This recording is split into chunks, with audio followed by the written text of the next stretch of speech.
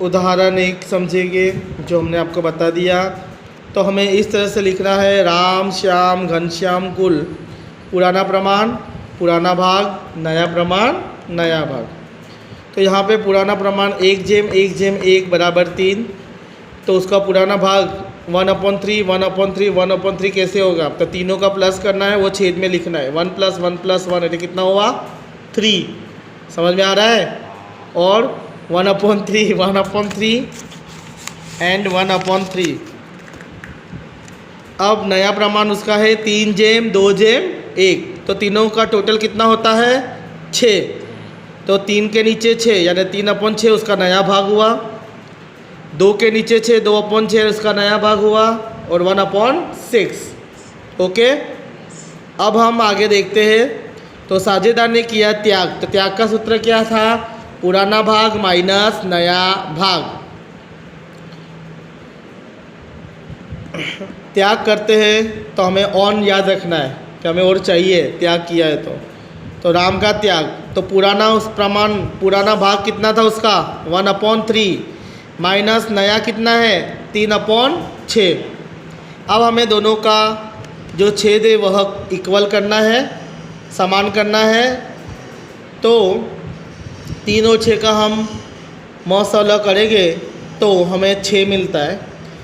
तो 1 के नीचे 3 है लेकिन हमें 6 भाग करना है, तो 3 को हम 2 से गुनेंगे, तो 1 को भी किससे गुनना पड़ेगा?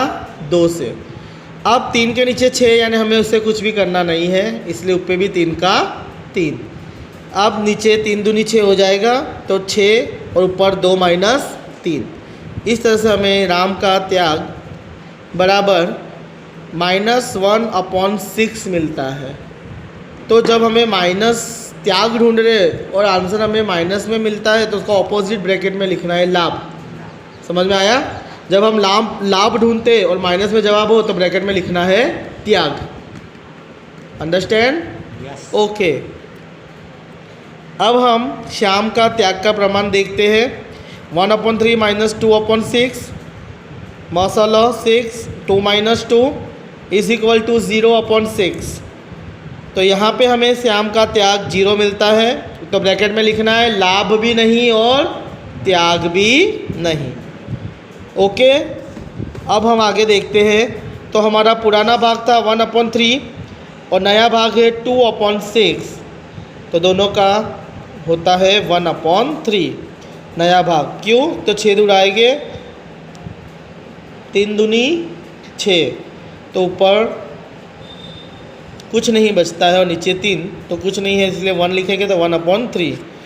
अब हम आगे देखते हैं।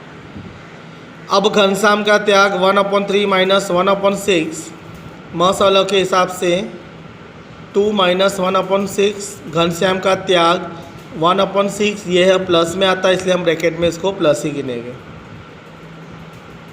उपयुक्त उदाहरण से कहा जा सकता है कि राम को लाभ 1/6 भाग जो लाभ मिला है वह घनश्याम ने 1/6 भाग त्याग के कारण मिला है। तो यह उदाहरण से ऐसा कह सकते हैं कि त्याग की गणना करते समय जब माइनस का चिन्ह के साथ वह त्याग नहीं परंतु साझेदार को मिलता हुआ लाभ कहलाता है। अर्थात लाभ का प्रमाण का फॉर्मूला लाभ का नया प्रमाण माइनस लाभ का पुराना प्रमाण। उस तरह से राम -1/6 जो श्याम था वो 0 और घनश्याम 1/6। राम का लाभ और घनश्याम का त्याग। अब जब एक से अधिक साझेदार त्याग करते हैं तब क्या होता है? यहाँ पे एक ही साझेदार त्याग कर रहा था। भावेश, विपुल, हीलर एक साझेदार पेढ़ी के साझेदार है। लाभ हानि 2/2/1 के प्रमाण में बांटना है और सभी साझेदार ने भविष्य में लाभ हानि का